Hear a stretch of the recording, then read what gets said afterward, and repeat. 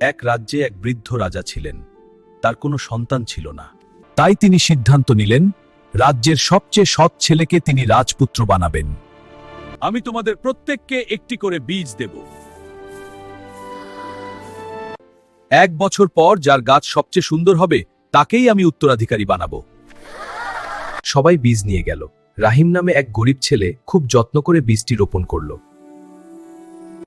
পানি দিলাম, সার দিলাম, রোদে রাখলাম, কিন্তু মাসের পর মাস কেটে গেল, কোনো গাছই যেন। অন্যদিকে শহরের সব ছেলেদের টবে সুন্দর সুন্দর গাছ জন্মাতে লাগলো।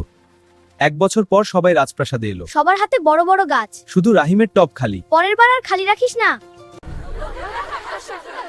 রাজা সবার গাছ দেখলেন, তারপর রাহিমের সামনে এসে বললেন, তোমার গাছ কোথায়? মহারাজ, আমি অনেক চেষ্টা করেছি, কিন্তু বীজ থেকে কিছুই জন্মায়নি, তাই খালি টবই নিয়ে এসেছি। আজ থেকে তুমিই আমার রাজপুত্র। আমি তোমাদের যে বীজ দিয়েছিলাম সেগুলো ছিল সেদ্ধ করা। শুধু এই ছেলে সত্য বলেছে।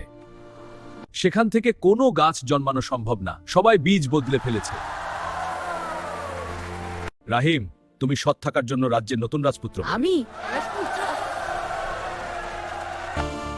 সততা সবসময় শেষ পর্যন্ত জয়ী হয়। সত্য বলার সাহসী মানুষকে মহান করে।